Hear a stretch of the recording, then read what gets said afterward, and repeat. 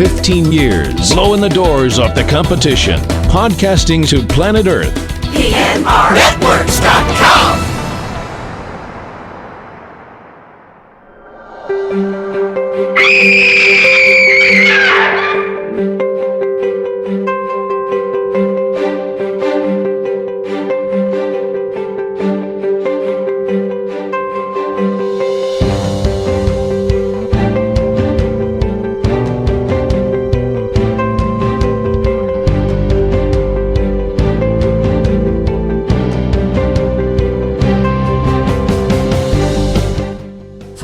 Network Studios in the hub of the universe, the entertainment capital of New England, Boston, Massachusetts, USA. This is Subject Cinema with T.C. Kirkham and Kim Brown.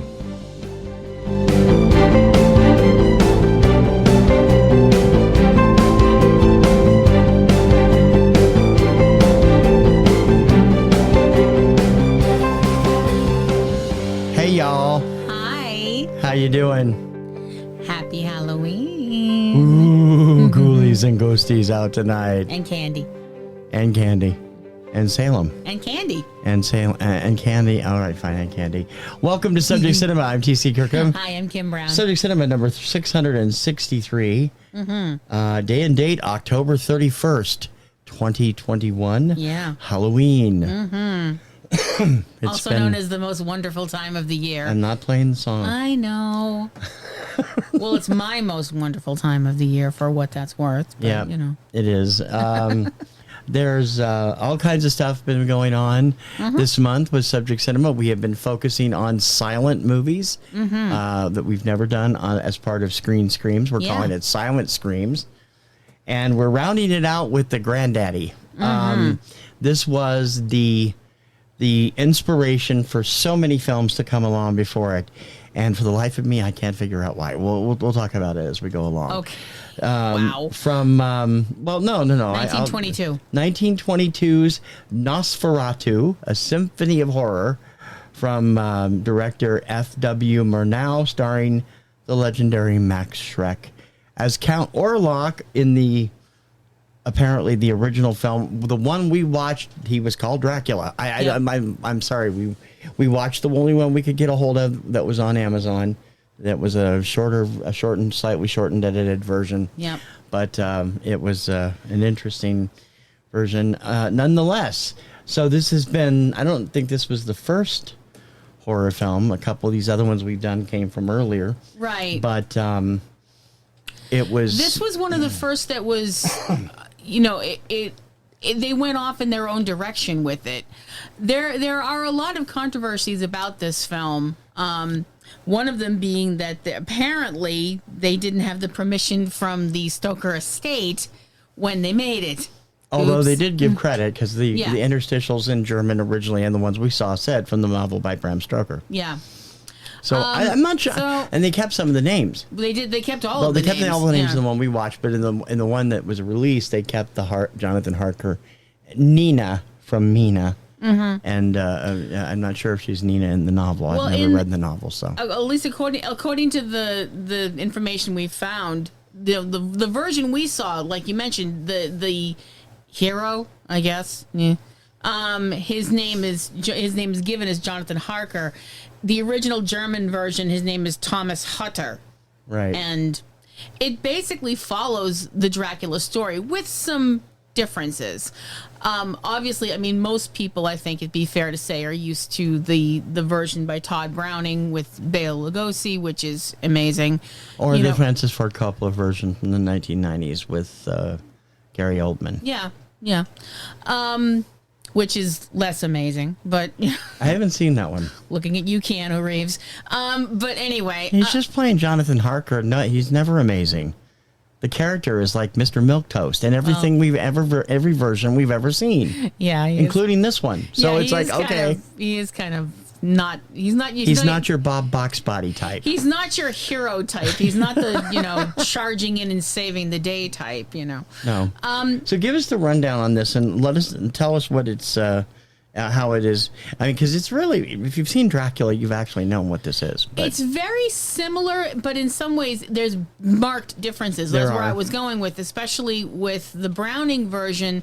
In the Browning version, you have the whole thing with Renfield being the person that goes to Castle Dracula to broker the sale of Carfax Abbey, blah, blah. You already all know that. You're a smart bunch. In this version, Jonathan Harker is an employee of Renfield, who is apparently already under Dracula's control. Yeah, the guy that plays Renfield in this movie is a total creep. he looks like Scrooge. He looks like what would happen if you merged Scrooge and Humpty Dumpty. He's just got this kind of like I don't know how else to word it. I don't know if I would go that far. He looks like the Alistair Sim version of Ebenezer Scrooge. A little bit. I know. It's really scary. Yeah. But he's obviously very much under the control of Dracula, although we never really know how, other than the fact that people in town don't really like him because there are unpleasant rumors about him. That's their quote, that's their words, not mine. That's from the interstitials, yeah. Yep. I'm like, unpleasant rumors as opposed to good rumors? I've never really heard of, you don't usually hear good rumors about people. It's always, did you hear about him and that goat? And things like that. Didn't you ever listen to Bananarama? I heard a rumor. They say you got a broken heart. That's not a bad rumor. Well, it is if you have a broken heart. Not if you're the singer and want to Bananarama and want to go over and help them heal that broken heart. That's not a bad thing. Anyway, moving forward. Anyway. So Jonathan heads off to broker this sale with Count Dracula. Clippity-clop. Or Orlok, whichever. Although he's very worried because his wife, who is Nina in this, it was Mina. Nina. Nope. It's Nina in this in film. this. It's listed as Ellen in the original version. Yeah, his wife is very worried about him. His wife looks like Susan St. James. Yeah, and it takes him about, a half an hour to get out of her embrace to get going. And by the way, kids, if you don't know that name, look it up on Wikipedia. She was a famous actress in the 70s and 80s. Ask your parents and shut up. Anyway, and of course and she did WrestleMania too. Yeah, she was one of the announcers. Yeah. And of course, he gets to Transylvania and the whole thing happens where it's like, I'm going to Castle Dracula. Everybody in the room, record scratch. It's like, oh, no, you can't go there. It's terrible. And there's, it's the land of phantoms. They keep bringing up phantoms. I'm like, that's not the same thing as a vampire. This movie's going to hurt my head, isn't it? No, not that kind of phantom. No, we did that a few weeks ago. We did that already. Yeah, we already did that. We did that bit already.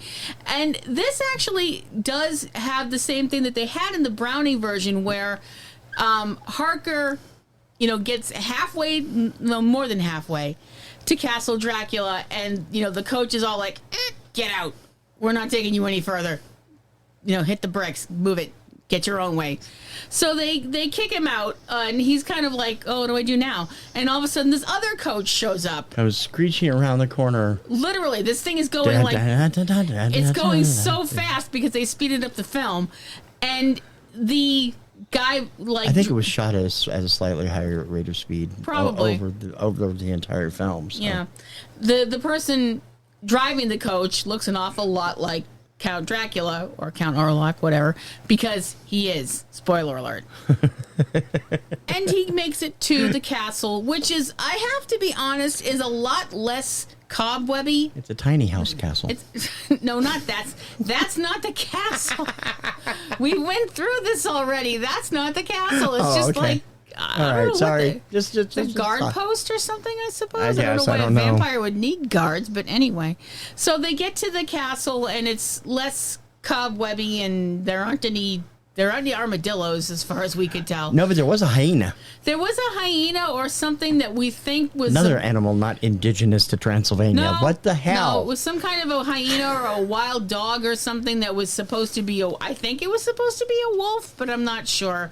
Anyway, so he shows up and does the whole, he's having dinner with the Count and he cuts his hand and the Count's all like, blood, your precious blood. It's like, when the guy sees a picture of Jonathan's wife and he's like, what a lovely throat.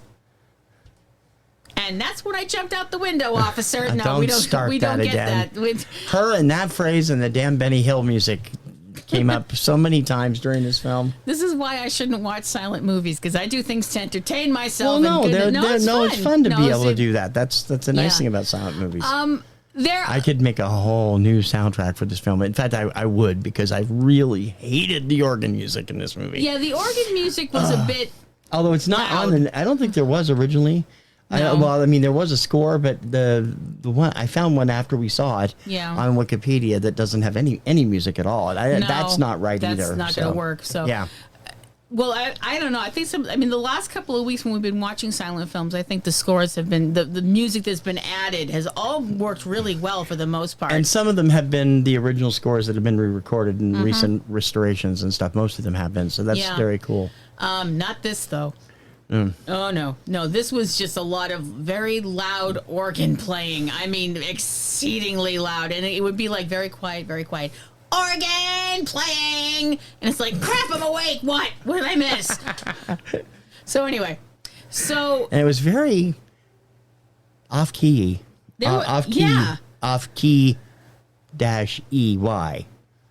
Off key, because because it was just like kind of like. There was no music. It was kind of like it's like, as you said, the cat is on the piano. Like it was a cat walking on the organ, like beep beep beep beep beep. It was very very weird. Okay. So anyway, Jonathan winds up being attacked, but not turned. Nobody gets turned in this movie. Spoiler alert! If you're waiting for some, hot vampire turning action, it doesn't happen in this movie. No, Orlok / Dracula kills people. He just kills people. He doesn't turn them. Screw the turning them into. Although at some point he must have attacked or done something to Renfield, unless he's just an a-hole straight up anyway and just likes hanging out with evil he did the people. whole come here thing from where he was. Yeah, that was a good scene though. I thought that was a really nice scene. The one with the wife toward the end. Mm-hmm. That was really nicely done with the shadow. Okay, that's another. The shadow thing. We're going to look that up. You were supposed to look that up before we did the show. Yeah, I know. I'm sorry, and I didn't. You're looking it up now. Basically, the story from there on in follows the Dracula story that we've seen before. It has its own little way of doing it. Like the raft coming down the river. Yeah, it has its own way of doing things because. Every place has its own way of doing stuff, and they didn't have permission to use the story. And they didn't have permission to use the story, so we couldn't. So we didn't set it in London, it's set in Bremen, Germany. Yeah, and it's set in 18. Where is it? 1830 something. 1836 or 1837 instead of 1898. Yeah, it was 18. Yeah, so that was like okay, but. And like I said, there's a lot of things that basically follow in with the whole Dracula story, and also the Dracula story seen by the Todd Browning film. There are some major differences, though, and one of the major differences is sex appeal. Because I'm very sorry, and I realize this might shock some people, but the vampire as a figure in mythology and folklore and stuff like that is often portrayed as a very sensual or sexual being. If you're looking at it from the standpoint of usually people are attacked by vampires when they're in bed. If you watch the Hammer films, they're usually women who are quite, endowed, blessed, and things like that. And you have the whole fact that you're in a vulnerable position, someone's standing over you, they're dominating you and stuff like that. So there's always this kind of hint, depending on who's directing the film and what they're going for, there's sometimes there's a hint of sexuality to it.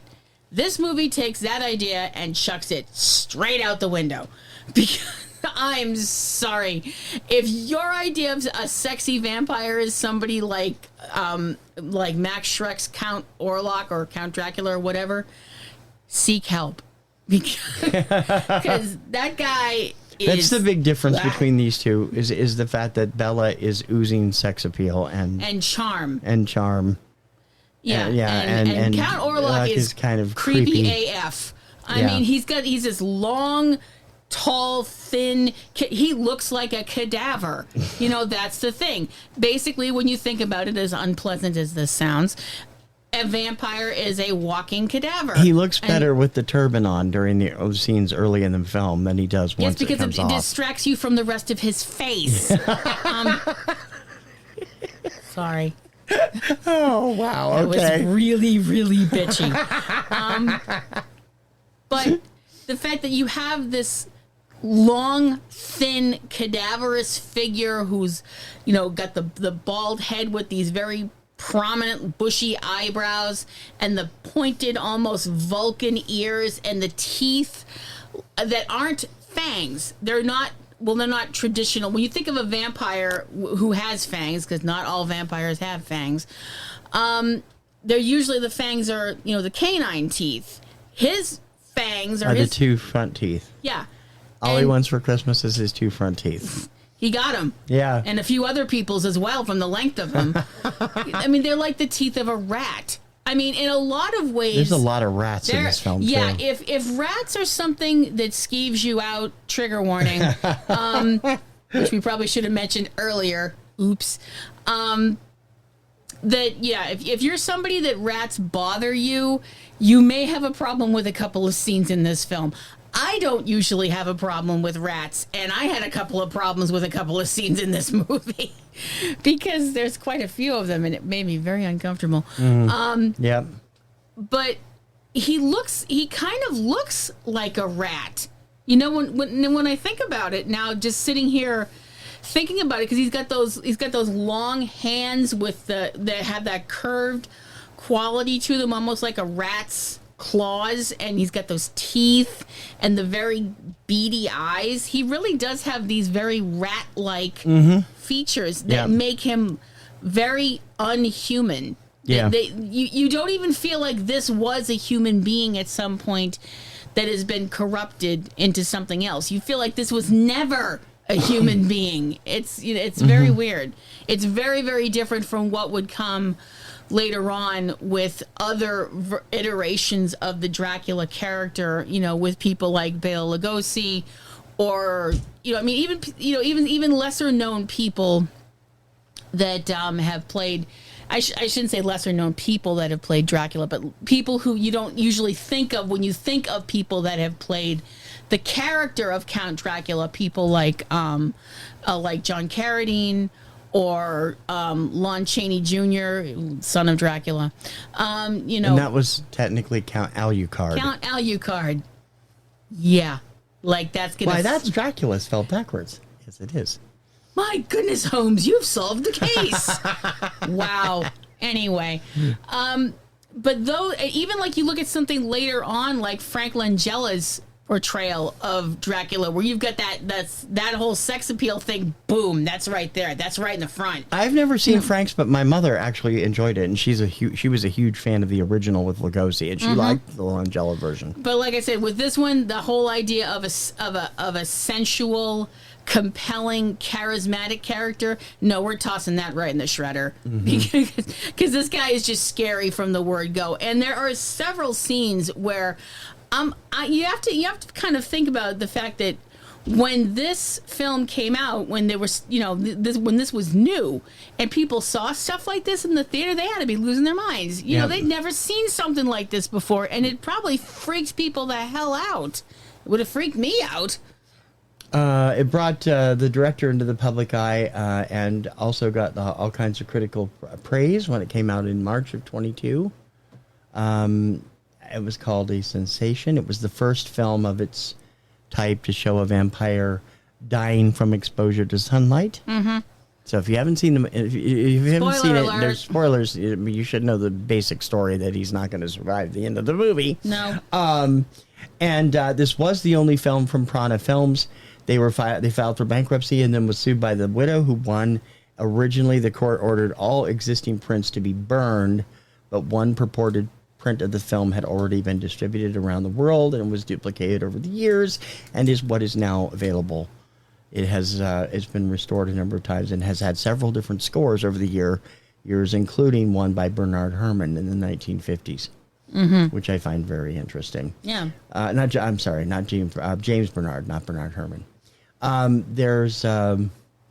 This is considered a big classic, and it also does not have a great deal of Professor Van Helsing in it. No. They bring him up once or twice, and then he just disappears, and I'm like, what the hell? We're not sure if that's because we watched a version that had less of him in it because of editing. There's several versions that cut him out of the film, and I'm just looking at the different edits here, and there were versions that didn't really use him. They could take them out and put them in, and did all kinds of stuff. Considering he doesn't really do very much in this film, No. That sounds terrible because it's a character that we both like, especially Edward Van Sloan's interpretation of the character, who has a lot more to do in Todd Browning's version.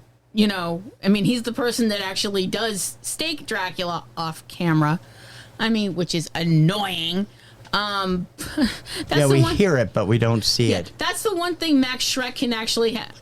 That's the one thing Max Schreck has over Bela Lugosi. At least he had a death scene. It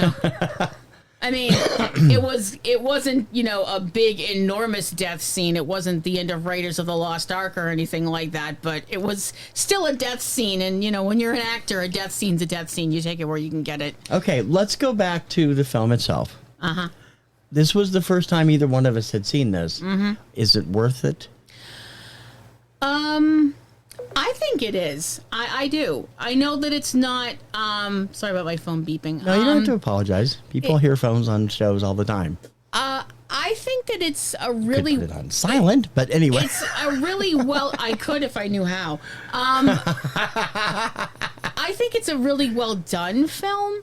I do think that there's some parts of it where I'm a little bit like, I don't think I would have. That scene seems to have gone on for a long time. That there's a few things I would have trimmed, but that's just my own take on it.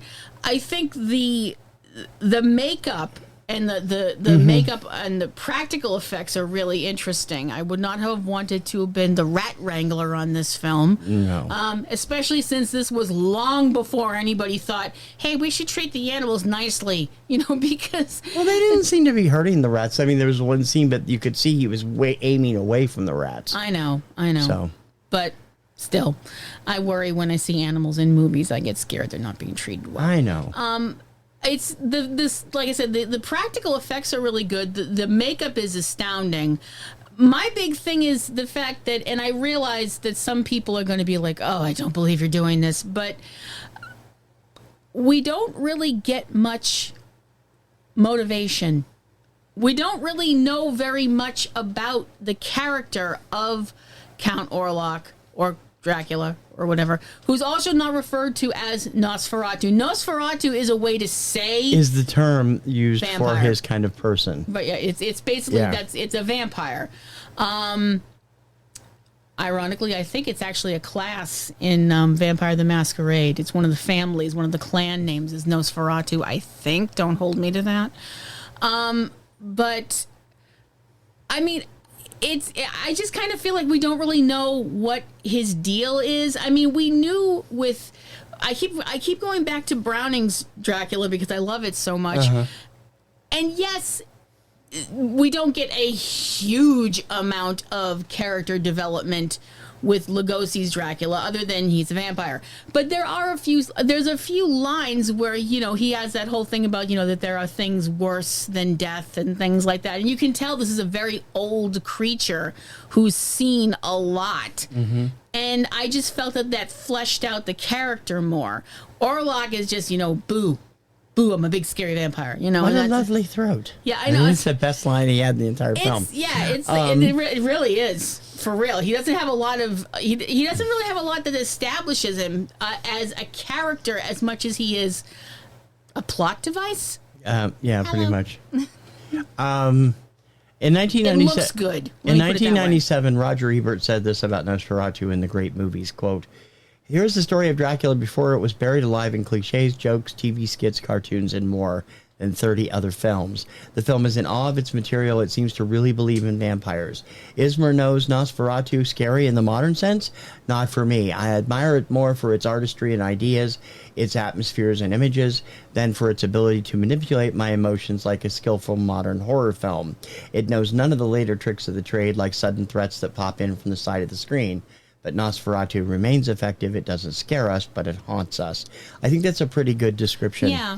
I was not overly enamored with it, and I think it had a lot to do with the fact that, number one, I was having trouble staying awake, and number two, I think there was too many edits and jumps in places that we needed to see stuff from in the truncated version that we watched. I would like to watch it again in a fully restored version from, if they ever get around to doing it, at Kino Lorber or one of those companies. It didn't.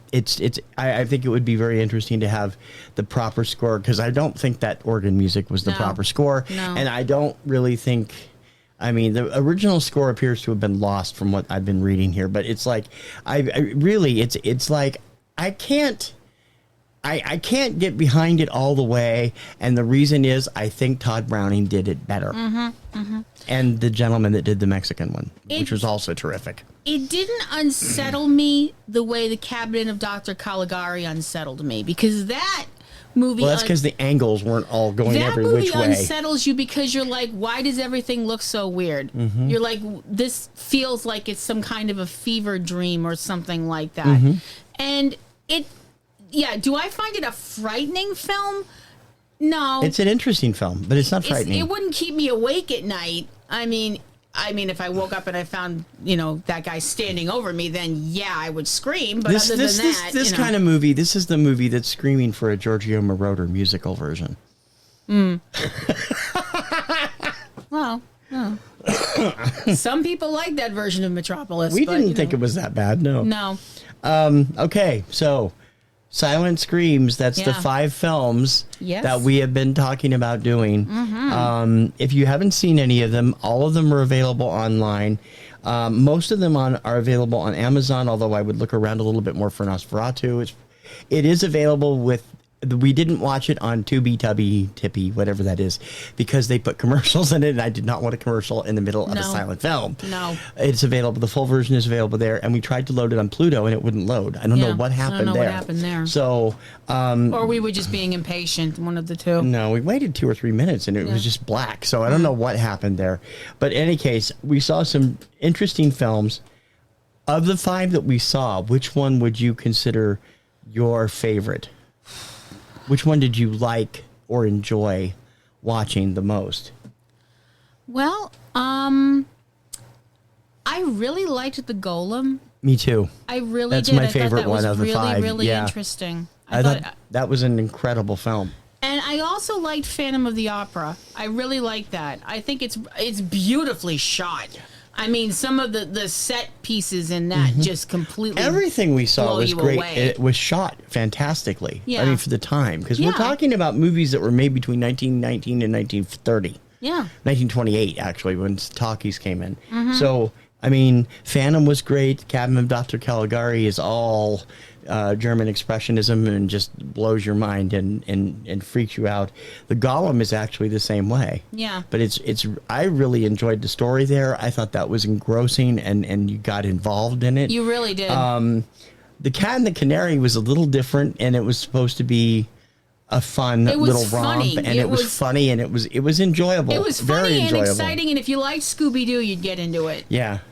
And this visually, this is great. I would really like to see the entire film without any editing and with a good proper score and like a Coolidge type thing would be nice, because I would like to see it again. We will have to do some more silent films at some point, because this was interesting. Oh yeah, I'd totally be down with that. Okay, so you have been on a film binge this week. Yeah, I have. Actually, before we go any further, did you look that up yet? I haven't been able to find it specifically, but we're kind of wondering about certain vampire tropes, because this whole movie has shadows playing in it, and Kim is insisting that they don't cast shadows, and I'm asking her, is that a Hollywood trope, or is that part of the original vampire lore? Well, see, the problem is you run into this issue where pretty much every single culture on the planet has its own version. Their own version of a vampire or a vampire-like being, i.e. a dead being that comes back to life and preys on the living in some aspect or another. And some of the things that I've heard about vampires are the thing, like the things that everybody supposedly has heard about at one point or another, that they don't cast a reflection in a mirror, they don't cast a shadow, that they're repelled by holy symbols, that they can't cross running water, which I remember reading in something.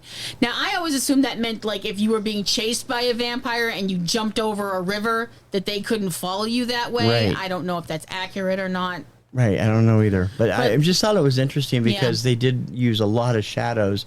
And the movie about the making of this film with Willem Dafoe as Max Schreck is called Shadow of a Vampire. Right. So I don't know. I mean, like I said, it's like the whole, I mean, you look at another movie monster like the werewolf or the Wolfman, and you have that whole, even a man who's pure at heart, blah, blah, blah, blah, blah. That little poem there, that is crap. They, and the whole idea that if a werewolf bites you, you'll turn into a werewolf, that is also crap. And the old, lore about a werewolf, if a werewolf bit you, it kept biting you until you were dead because it ate you. There's somewhere in the world the moon is full every night. Shut up. And it's not, and you know that. And if the moon will rise again tonight, and I'm going to do things I don't want to do. Mary Talbot, the You're Wolfman. not whiny enough, but anyway. I don't have a voice deep enough for Lon Chaney Jr. either, so That's there true. You go. Okay. But yeah, I have caught a couple. I caught a couple of other horror films this week, and we caught one together. Yeah, we're gonna go into those here. We're gonna throw that back. The first one we had seen before. You watched it again yesterday. I was actually working on stuff online. The Curse of Frankenstein. Curse of Frankenstein from 1957. And this is a Hammer Frankenstein. Yes, it is. This was the first Hammer Frankenstein, and it was also the first color film for Hammer Studios. They'd been around for a number of years before that, but they never really found their thing. They did some science fiction films, and they'd done other dramas and comedies and things like that.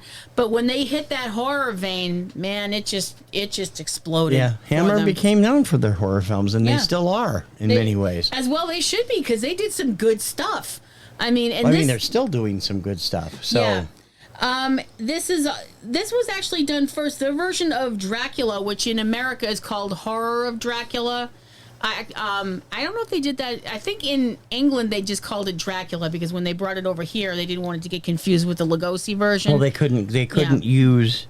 When they did those movies, both the Dracula and the Frankenstein movies, they were able to use them because they got the rights to the books and could not design the characters in a manner similar to the way Universal had them without paying them. They would have had to have paid. So that's why we got Christopher Lee's incredibly libido-driven vampire. Yeah. And then and this version, but this Peter came Cushing first. is not Henry Frankenstein. He's Victor. He's Victor Frankenstein. He's Victor Frankenstein in this.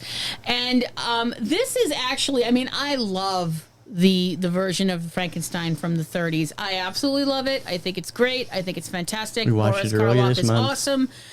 This one I like just a shade less, but just a shade. This film is really fantastic because, for one thing, Hammer, in my opinion, got it absolutely right about who in this whole mess, because they made several Frankenstein films. Most of which we've seen And talked about at some point on the show. The last one, I believe, was Frankenstein and the Monster from Hell, where the creature is played by Dave Prowse. Anyway, and what? You have this look on your face like you want to say something. No. Anywho, these films, Hammer films, got it right from the point that they knew and they were telling the audience who the real monster is. There is a creature in this film several times over. There are creatures in these films that are made from sewing together dead bodies, blah, blah, blah, blah, blah, lightning strike, the whole bit. Yeah. You know from the beginning of this film who the monster is. Spoiler alert, it's not the creature. It's Victor. It is Victor Frankenstein, because he is this completely, for the most part in most of the films, this amoral, sociopathic monster that is all about, I want to do this because I want to prove that I can, and F anybody that gets in my way. Well, Henry's the same way, but he doesn't have the same mindset. He's into it just to prove it can be done. Victor's Frankenstein is into it so he can prove himself right to everyone who laughed at him. See, that's the thing, though. Especially Colin Clive's take on Dr. Frankenstein. I haven't seen the Kenneth Branagh version. I'm sorry, but his whole thing is, I want to find out what's beyond. I want to find out what creates life. I want to know, and that's his whole thing. Mm-hmm. Peter Cushing's Frankenstein is all about, I want this because I want everybody to know my name. Yeah, basically. And his creation, which he murders an elderly gentleman to get the brain for, said, which is not something that Colin Clive did. Oopsie, off the balcony. Yeah, oopsie, railing death. I've seen this years ago. Is it really a railing death if somebody pushes you over the railing? Well, it pushes you through the railing, really. And that's very graphic. I mean, for 1950, what did I say, 57 or 58, yeah. Something like that. Yeah, 57. It's not graphic as in you see the poor man's head bounce off the floor. Blood spurt everywhere. No, you don't see that. But you see him fall and you hear his head make this almighty crack when his body just hits the... And it's not a super high height, but it's still enough to kill the poor old dude. It's like a second or second and a half story up. Yeah, it's enough to kill the poor old guy. Mm-hmm. And... there are some. If you are a person that's not into body horror, this movie is not for you, because there's a couple of there's one specific part of this film that I'm always like, I'm gonna watch it. I'm gonna make myself watch it, even though I know I'm gonna throw up in my mouth, and that's eye stuff. I can deal with a lot. I can deal with squishy. I can deal with blood and stuff like that, but eye stuff. Blah. No, not for me. Mm-hmm. And there's a scene where he actually purchases eyes from a charnel house, and it's like, oh, that's disgusting. But his monster, his creature, created, brought wonderfully menacingly, without saying a word, unless is a word, to life by Christopher Lee is. He doesn't have, for the most part, he does not have the pathos that Karloff brings to the creature, because he doesn't. You don't have that feeling of you have that one scene in Karloff's Frankenstein where he's holding his hands out like, teach me, help me understand why I'm here. More than one scene. Yeah, and I'm sorry, I want to give Karloff's monster a big squishy hug, because I just feel bad for him.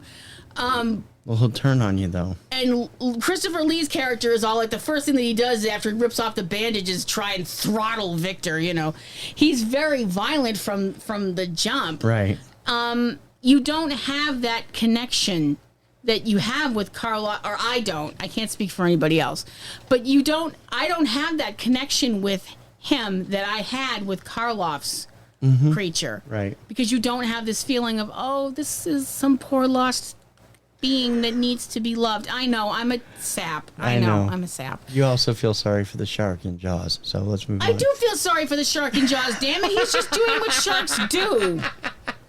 He's just doing what if they closed the frickin' beaches like they were supposed to, we would have gone away. Yeah, I know. But they didn't. No, I know. So there.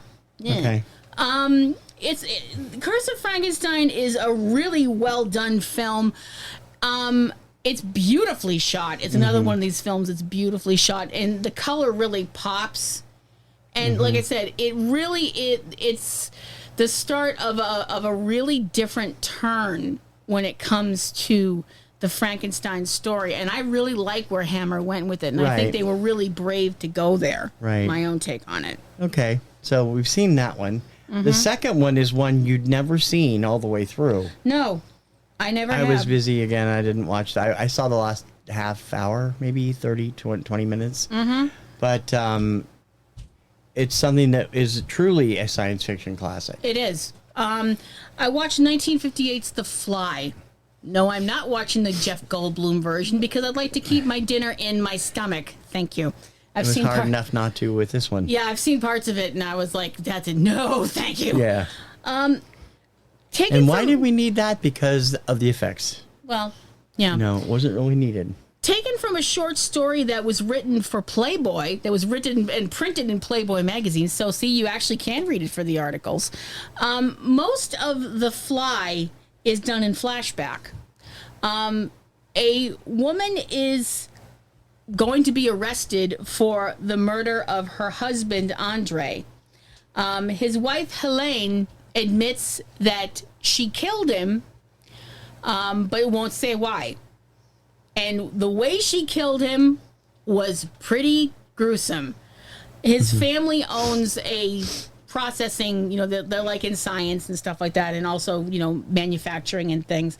And he is crushed to death under a hydraulic press. His head and arm are flattened. And she pushed the button. And she admits she pushed the button. She's completely calm and rational and doesn't seem like, she's not like, I'm glad I killed him, I'm glad, nothing like that. She's not doing that. She's very calm, but she won't say what happened.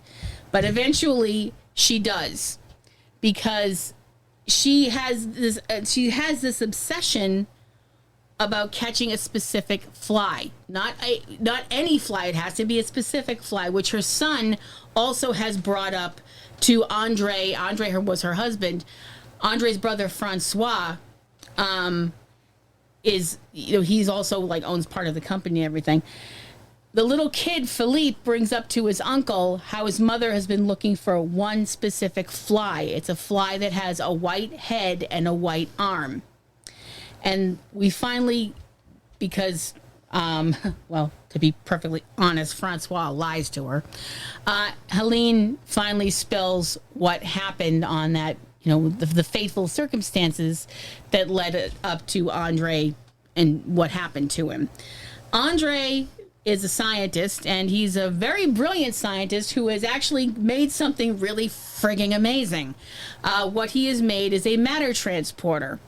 Now, it's not, I will grant, it's not a nifty, cool matter transporter like on Star Trek. Nobody like beams away in like a nice swirly, colory, glittery, sparkly thing or anything like that. And he hasn't got it working to the point where someone could like teleport from Montreal to New York City or anything like that. It's literally from one room to another. But when you think about the fact that it's a matter transporter, that's pretty friggin' cool. The problem is that the matter transporter works, but Yeah. now for a word that is only 3 letters long, but can be a really enormous word. There's a worse word. Yeah, If. yeah, that's true. Because we know that this thing, while it works, is not perfect. And you kind of have to go for perfection when it comes to the fact that you're taking the atoms of one thing and scrambling them all over the place and then yeeting them over to the other side of the room or the next room to be put in this other thing. It starts with him taking a plate and putting it in one thing, and he like does the whole, bright lights and flashy noises and all that, flashy sounds and, light show and stuff. And the plate's in the other room. It's a success. Hooray. The problem is that when he turns the plate over, on the back of the plate, it says made in Japan. Turns the plate over, it still says made in Japan, except that everything's backwards. Now, that doesn't sound so bad, right? Except when you think about that, if you're in the matter transporter and you go from point A to point B, do you want to come out backwards? No, you don't, because that sounds uncomfortable, painful, and possibly fatal. He's still working. Well, I gotta be honest. I don't necessarily think it's just moving the writing is changing the direction that the spelling and stuff is not necessarily going to mean you're going to turn inside out. No, but there's a very good chance you might, or you might show up with your head turned completely around the other way. And I don't know about you, but that's going to really mess with my chi. So anyway, he tries some other experiments and tries it with a guinea pig. Everything works okay. Tries it with a cat. That works less okay because the cat disappears completely. We hear it howling somewhere. I'm like, what the hell did you do to that cat? I'm completely freaking out at that point. Okay. But eventually he keeps working at it and working at it and working at it and winds up trying it on himself. And it works. Everything's great. The first time. The second time, not so much. Because as Helene finds out when she doesn't see her husband for a couple of days, which she's actually used to at first because scientists and they get all off in their own world and stuff. She gets a message from him. He can't see her. He can't talk to her.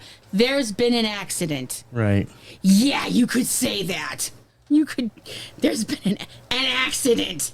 Well, I mean... incident? No, I mean, it is an accident. I mean, he didn't know that there was a fly in the transporter with him. So it was an accident that he and the fly got transported together and wound up in the other thing still together. Yeah, you guys know the outcome of this Y'all film. know the outcome. So... And the end of this film... I got to be honest, I have seen a lot of movies in my life. I'm not trying to brag, and I know there's a lot of people out there who have seen more movies than me. And I've seen some movies that I've been like, okay, I want some cookies and a hug, or something like that. I want to wrap myself in a warm blanket, whatever. I was like, after the end of this film, I'm like, I need to go eat an entire cheesecake and drink an entire bottle of vodka. Don't wait up.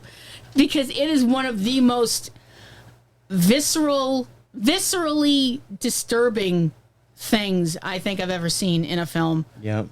And if you don't come into this movie with arachnophobia, you may come out of it with arachnophobia. Yeah. So trigger warning for that too. Or also if you have a fear of flies. I know. I only saw the last 20 minutes. I was like, wow, this is really something. It is. And I also thought it was in black and white. So the sequels are. There's actually two of them, The Return of the Fly and The Curse of the Fly. And those are both in black and white. Very rare for the time turn in a sympathetic role for Vincent Price as the brother, who's a really nice guy. And people tend to forget that. People tend to think of Vincent Price as always playing spooky characters and stuff like that. And I loved Vincent. He was one of those. He's one of my favorite actors ever.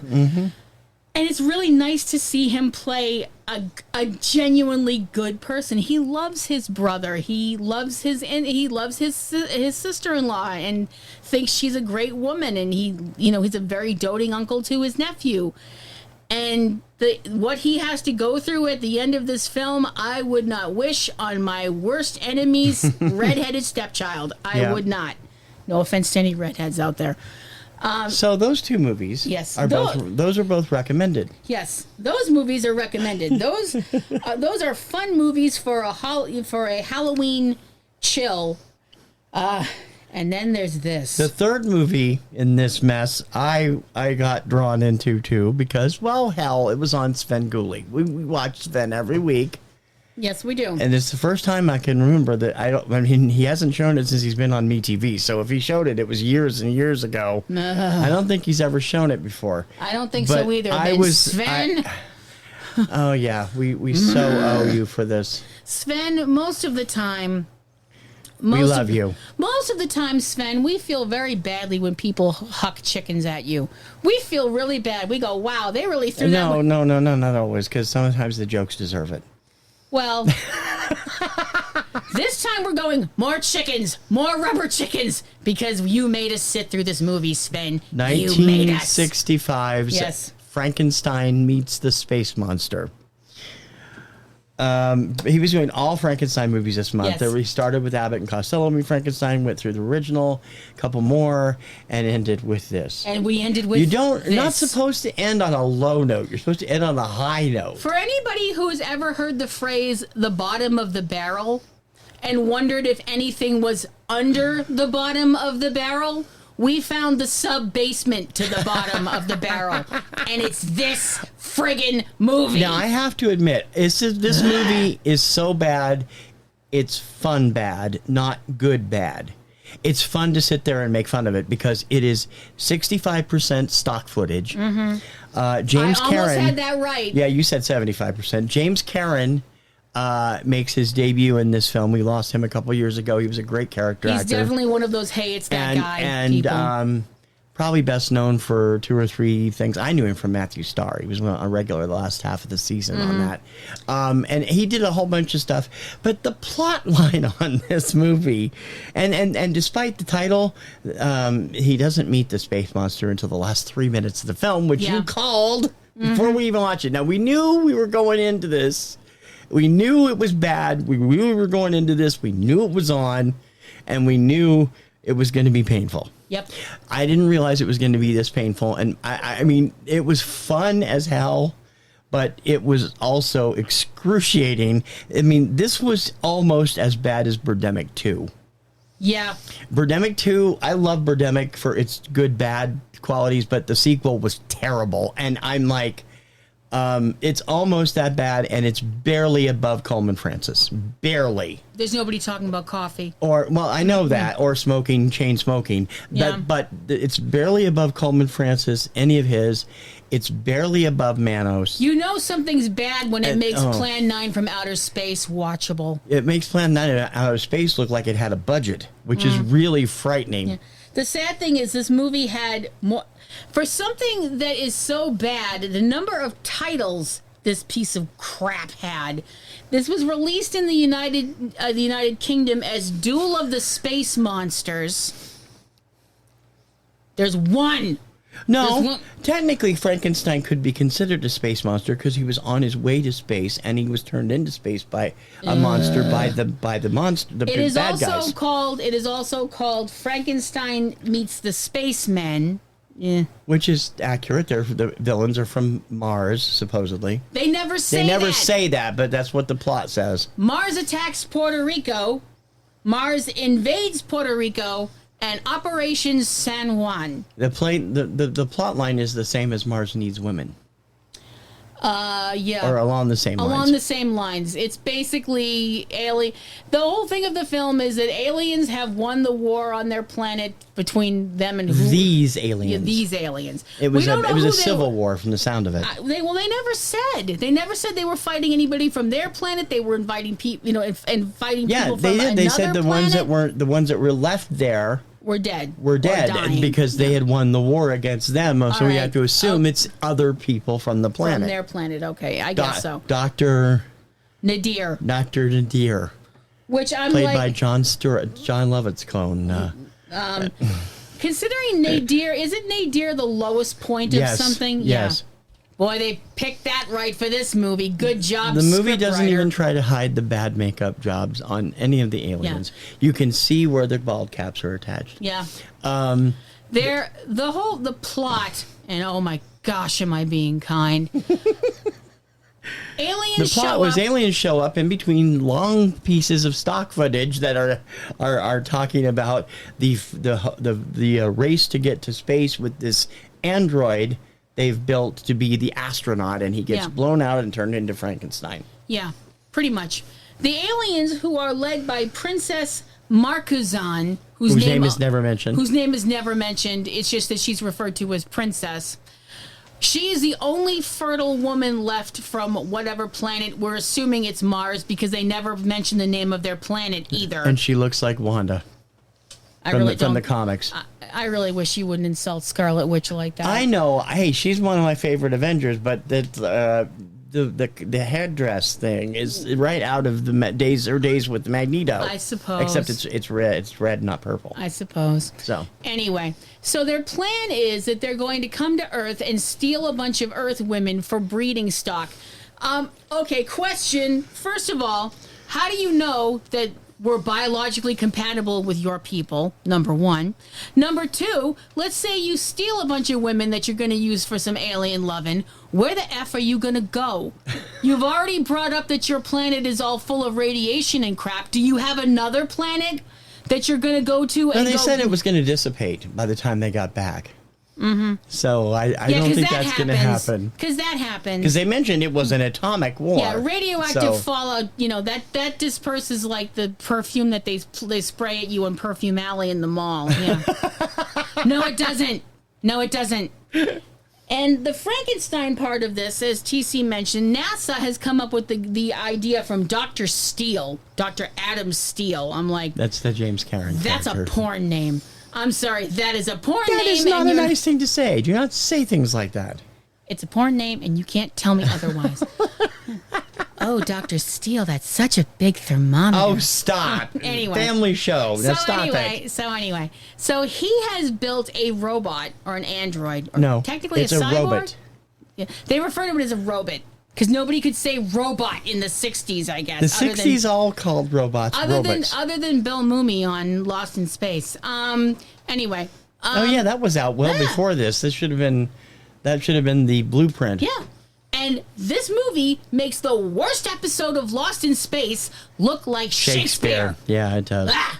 And I hate that show. So they've built this mechanical man to go up into space because it's safer than sending astronauts up there to get blowed up. Kenny. Private joke. The aliens wind up blowing up the rocket because they think it's a missile. Boom, boom. It's not. Maximum energy. Maximum energy or something like that. I'm like, how about maximum plot? That would be nice. There is none. So anyway, the spaceship crashes back on Earth, and the robot astronaut has half of his face all screwed up like a low-rent Harvey Dent. Got to correct again. Robot astronaut. Screw you. And he goes all Jason Voorhees and hacks up a dude with a machete and kills some other people. And oh my frog, this movie hurts. Yeah, this is a really, really terrible film, but it is fun in some ways. One of the worst things about this film is the score. The score was put together by the director's brother. And it's... For real? Yeah. It's all over the road. We have surf music in one place. We've got crooner music, what sounds like Tony Bennett in one scene. We got, what is it? Oh, While the Rain Falls Around Us is like this pop folk group singing about rain falling while they're in love, while they're driving in sunny weather on this little Honda scooter down the street. I'm like, really? And oh my God, are you serious? So much stock footage. Yeah, stock footage. But the score, I mean, this every instrumental piece, we were both saying it sounds almost identical to what Lalo Schifrin came up with a year later for the theme from Mannix. Da da da da da da da da da da da da da da. I'm like, oh God. Even the stupid bit with Kerwin and Tooney was better than this movie, and I hate that damn Tooney. And I hate it. Every time we had a shot of helicopters landing, and trust me, there were a lot of those. I'm sitting there going, doo, doo, doo, doo, doo, doo, doo, and I'm leaning over going, wrong war, dear. Because before she started doing that, she was quoting Apocalypse Now. I'm like, wrong war, dear. Well, yeah. Believe me, if they had footage of the Civil War, it would have found its way. No. We don't want that, because then we would have ended up with Billy Don't Be a Hero on the freaking soundtrack. Trust me, if there had been video footage back then of the Peloponnesian War, it would have wound up in this movie somehow. I mean, I don't know for sure if that's his brother or his nephew, but he has the same last name. I have never seen a more liberal use of stock footage in films outside of an Ed Wood movie as I did with this eyesore. I disagree. There have been 2 other films we've seen that have a great copious amount of stock footage. Yeah. The thing with Bob Dornan, the Starfighters, and the Giant Claw, which also has a lot of stock footage in it. And so does the Deadly Mantis to some extent. I wish they had stock footage of a better monster in the Giant Claw. Oh my gosh. Even the first time that thing came on screen, I completely lost my stuff. But I was on the floor. That movie is better than this. That's I wouldn't sad go. I wouldn't. part. I'd say it's right along the same lines. It's very close. The music's not as crappy. No, the music isn't as crappy, but the music's not crappy in The Crawling Eye either, and that's another one that's right along this line where there's about not making any sense. Okay, but it was fun to watch, and if you think you can brave it, yeah, I mean it's probably out there. You can probably find it on streaming somewhere. But I mean, really, the score just is all over the road, and I'm like, seriously. I actually had to look it up to see, because I refused to believe that Lalo Schifrin would ever do a movie this bad as a score writer, and I was right. It turned out to be the brother of the director, and or the nephew, or something. The same last name. Mentioned, if you're waiting for the big Titanic battle between Frankenstein, who's not Frankenstein, against the space monster, who actually is a space monster, but a really stupid-looking one, named Mull of Kintyre. You have to be a music geek to get that one. It's a #1 hit for Paul McCartney in 1978 I never heard England. it until you played it for in me. England, So it was anyway. the flip side. Girls' School was the radio hit. Do yourself a favor, if you're waiting for the big climactic fight, fast forward to the last 4 minutes. 4 minutes. And this film has no end. Nope. None. Nope. It just fades to black, and there's Sven Gulli. There's no credits, no the end, no anything. No, nothing. What the hell, movie? I hate movies that have no end. Although at least it actually ended without ending. Yeah. But, oh my gosh, yeah. Okay. So, October is over, and we are moving into November. Mm-hmm. It's time for a Thanksgiving feast. In November, we will be bringing you food movies. We'll be talking about food, eating, all kinds of stuff. Cooking. We will be giving you a couple of movies every week. We're going to do a narrative and a documentary all about food movies. We're going to try I'm also going to put together a cheater show of some of our earliest, older reviews and discussions on food movies for a Thanksgiving Day show that will be up like a Turkey Day thing from Mystery Science Theater 3000. It'll be kind of like a best of episode. And just for the record, when we're talking about food movies, we are not talking about things like Cannibal Holocaust, you little weirdos. No, we will be... we will be talking about Julie and Julia. We'll be talking about a number of other films that we love that involve food, and a lot of great documentaries. We may even do more than one documentary a week, because we've seen so many good food documentaries over the last 15 years that we should find that tonight or tomorrow, so we don't forget the Truffle Hunters, because it's on demand and we want to see that one. There's all kinds of good stuff coming up, and we hope you will enjoy that.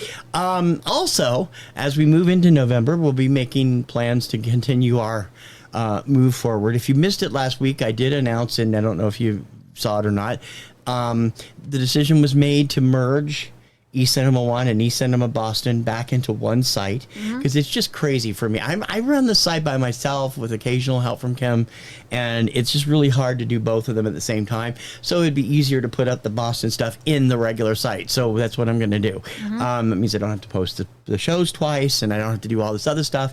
So that'll happen on December 1st, and in between there and now, they'll be slowly integrating, and we're going to give a brand new look to the PNRNetworks main site also, and a few other things going on. We do have some new shows eventually coming up here. Kim will eventually get back on her high horse and start doing her Ring Around the Rosie, and also Platinum Rose RolePlay. We're still working on getting the office. Are we going to get a Platinum Rose's Garden Walker version or not? Because the second season started this last week, I know. And you haven't even watched the first. Shh. Thanks for putting that out there. Thanks a lot. I'm sorry. Well, well, it's not like we didn't have the time. Well, we had them until our TiVo died, and we lost I lost a year and a half worth of dynamites that we were trying to keep, and it's like, okay, fine, whatever. But It's just, we got all kinds of crazy stuff coming up, and I will be start making some announcements here and there over the next month about what's going to happen, because most of those will premiere in December or January, and a lot of, I can't believe we're coming up with just 8 weeks from Christmas already. So it's like we got all kinds. We got to get everything done before the end of the year. Yeah. All kinds of crazy stuff going on. We want to make sure 2022 is better than 2021, which is already way better than 2020. Yep. So it's like, and hopefully things will continue to get better, and we will continue to stay safe and stay healthy, and everybody else out there will too. Get your shots, wear your mask, social distance, get your booster shot if you need it. And call your grandma. If you want to get in touch with us, please drop us a line. Let us know what you think of the show, any ideas you have for upcoming topics, because Front Row 5 and 10 is coming back in December.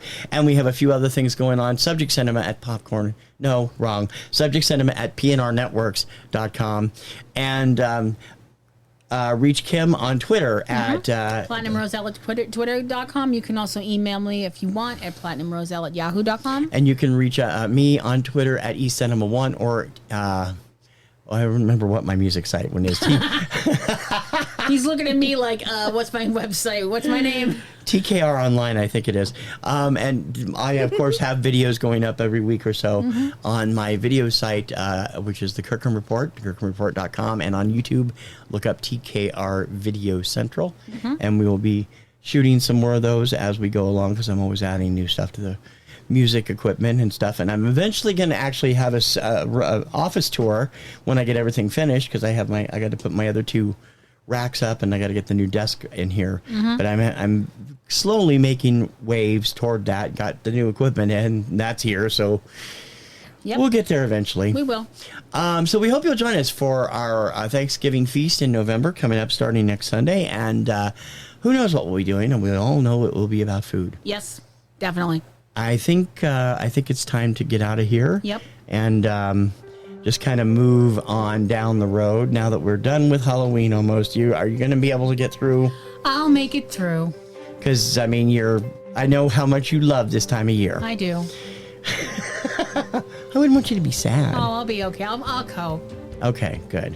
Until next time, for Subject Cinema, I'm TC Kirkham. I'm Kim Brown. May your popcorn always be buttered. And may your roses always be in bloom. We'll see you in November, folks. Bye.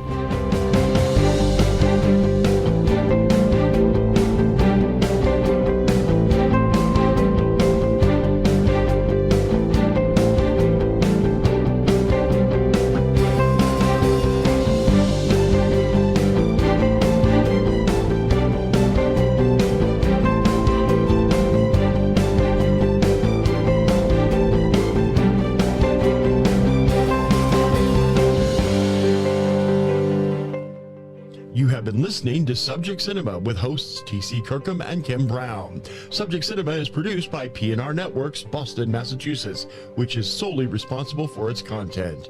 Subject Cinema is copyright 2021 from PNRNetworks under a Creative Commons license. Check out a new episode of Subject Cinema every weekend. Until next time, we'll see you at the movies.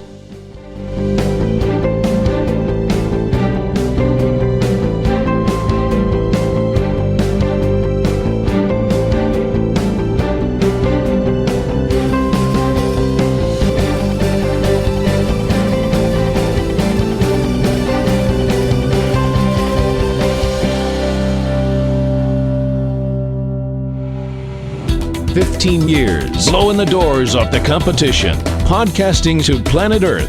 PNRNetworks.com